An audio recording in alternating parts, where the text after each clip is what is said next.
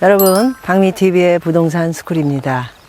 지금 서 있는 곳은 검은 오름에 들어와서 이제 나가는 초입에 지금 서 있습니다. 느낌을 받은 것은요, 그렇게 어마어마하게 기대를 좀 가졌는데, 기대에 대비해서, 글쎄요, 제가 워낙 좋은 자연을 많이 봐서 그런지, 놀랄 일은 좀 없었던 것 같고, 어쨌든 굉장히 아름다웠다, 이렇게 표현을 드릴 수 있을 것 같고, 제주의 느낌을 충분히 가질 수 있는 그런 시간은 됐던 것 같습니다. 돌과 풀과 그리고 나무, 그리고 전체적인 큰 그림을 그렸을 적에 제주도의 모습을 참 잘 담았다, 이렇게 생각이 듭니다. 여러분들에게 오늘 말씀드리려고 하는 것은 언제부턴가 제가 한국의 부동산에 대해서 이야기를 드리지 않은 것 같습니다. 그 이유 중에 하나는 왜일까요? 이야기를 하면 할수록 한국의 부동산은 스토리가 너무 많이 바뀌고 있기 때문에 여러분들에게 1에서 10, 10에서 20, 20에서 30, 40, 50, 60, 70, 80, 100까지 있는데 이 규모마다 수도권, 외가, 외국의 어느 지역, 지역의 어느 곳, 연립, 아파트 또는 뭐 주택, 그리고 대지, 토지를 말씀드리는 거죠.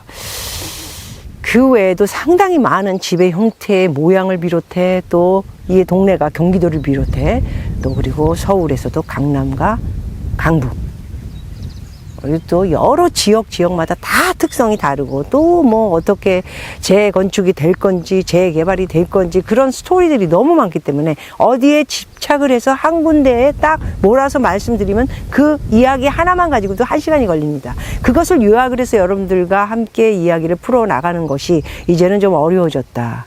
문재인 정권 들어와서 여러분도 알다시피 부동산이 너무 맹랑하다라는 말을 들어야 할까요?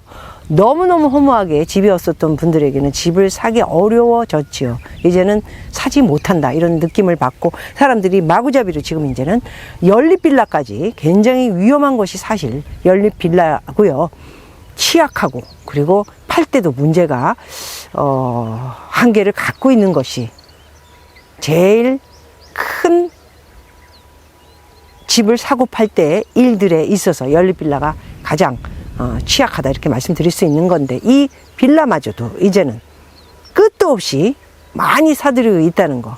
전세가 없다 보니까 한국 사람들의 특성이 월세, 렌트를 사는 것에 익숙하지 않다 보니까 그 돈을 남한테 주느니 차라리 빚을 내서 집을 사겠다, 이런 어떤 사명감을 갖고 있는 것은 아닌가 하는 생각을 가져봅니다. 그런 거에 비해 미국의 같은 경우에는 모든 사람들이 사실 집을 가지고 있는 사람 외에는 전부 전세라는 게 없기 때문에 세계가 다 그렇습니다. 대한민국을 빼고 월세로 집을 사는 것은 이제 다 똑같은 방법이기도 합니다. 그런데 한국만이 전세라는 제도로 그동안 굉장히 따뜻하게 그래도 전세 제도에 맞춰서 집을 살아온 그런 시간이 길었다고 저는 봅니다. 2007년 8년 사이에 제가 종잣돈 700만 원, 200억 만들기 위해서 여러분들에게 말씀드렸던 것처럼 점점 이제 렌트, 월세 시대가 다가오고 있다, 이렇게 말씀드렸던 적이 있습니다. 여러분들, 제가 어느 날부터 여러분들에게 부동산에 대해서 입을 다문 것은 이제는 그럴 수밖에 없다. 문재인 정부가 끝나는 동안까지는 무슨 일이 벌어질지 모르고요. 정부가 끝나고 정권이 재창출이 다른 정권으로 바뀐다면 그동안에 있었던 부동산 정책은 다 무효가 될 것 같고요. 다 도로 이제 다른 정식적인 부동산 특약이 나오지 않을까 생각하고 있습니다. 이 얘기도 이미 작년에 여러분들에게 많이 드렸고요. 계속 사지 말라고 해서 못 샀다 하는 사람들도 많은데, 저는 박미TV에서 사라 마라 하는 곳이 아닙니다. 지금 현재 일어나는 일에 대해서 내 생각은 이렇기 때문에 나는 이렇게 할 것이다, 이런 얘기를 드릴 수 있을 뿐이고, 그것을 참조를 하셔야지, 제가 무슨 떡방 프로 하는 프로도 아니고 부동산 업자들처럼 프로에 어디에 어느 곳을 사라, 어디가 오를 것이다, 계속 사라 하는 사람들이 있다고는 하는데, 계속 내린다 하는 사람도 있듯이 부동산은 내린다 오른다, 거기에 치중을 하시면 안 됩니다. 현실이 굉장히 중요하고요. 그리고 지금 뭐 이자라든가 그리고 시장의 형성이 어떻게 되는가를 전체적으로 토론 이야기를 해드렸던 것으로 저는 알고 있습니다. 제 얘기를 듣고 그렇게 사지 마라 글쎄 내린다는 얘기는 많이 했습니다. 왜? 쓸데없는 집들이 있습니다. 아까 말씀드렸던 취약점이 많은 집들을 전세 가기도 어려워지고 오직 전세만 살고 싶지 월세는 살기 싫기 때문에 나는 두렵다 하기 때문에 무조건 사야 되는데 사서 그래도 몇 억을 벌었다. 몇 억을 벌었는지 안 벌었는지 팔고 세금을 난 후에 손에 들어와야 그 돈이 내 돈인 것입니다. 한 예를 들어서 제가 80년대 부동산을 샀거나 90년대 집을 샀던 사람들은 워낙 싸게 샀기 때문에 세금을 내고도 수억을 남길 수 있겠지만 최근에 산 분들은 그 집을 사고 7억에 샀던 집이 12억이 됐거나 13억이 됐다면 양도세를 내야 하고요. 또 형평상 양도세를 내지 않기 위해서는 또 2, 3년에 거주를 해야 되고 또 3년, 4년 후에는 어떤 식으로 또 부동산이 값이 바뀔지 모르는 상황이기 때문에 어떤 이야기를 해드려도 여러분들에게 최근에는 이제 정답이 없다 이렇게 말씀을 드리기 때문에 서울의 부동산에 대해서는 말씀드리지 않고요. 한국의 부동산은 지금 거의 스탑 상태다. 저 같은 경우에도 집을 한 채 판다면 전세를 줘놨기 때문에 전세 빼고 나서 세금 빼니까 가져갈 돈이 없더라고요. 예. 물론 1가구 1주택인데도 그렇습니다. 그리고 20년 이상을 가지고 있었던 집이고 거주도 뭐 충분히 다 그리고 나이로도 세금 혜택을 여러 가지로 받는다 하더라도 세금 내고 전세 빼주니까 남는 돈이라고 몇 억.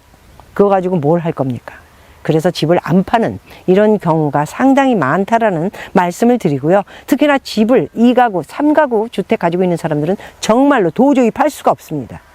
이것저것 양도세뿐이 아니고 거기에다 플러스 알파를 다 제하고 나면은 85%의 세금을 내야 되기 때문에 10억을 낸긴들 1억 5천을 가지고 가고 8억 5천을 세금을 내야 되기 때문에 팔아봤자 별 일이 없다 하기 때문에 집을 안 팔고 안 내놓고 살려는 사람들은 지금 좀 있고 이런 상태라고 저는 말씀드리고 싶습니다.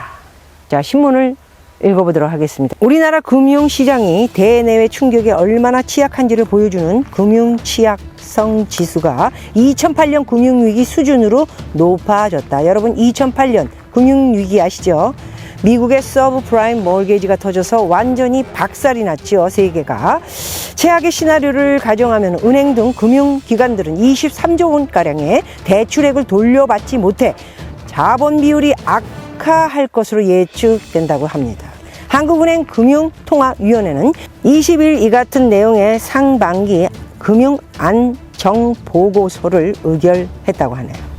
외환위기였던 1997년 2분기 100.0을 기록했고 신용카드 부도 사태 직전이었던 2002년 4분기에는 69.3을, 금융위기 직전이었던 2007년 4분기에는 72.1을 기록하며 위기 때마다 경보음을 울렸다.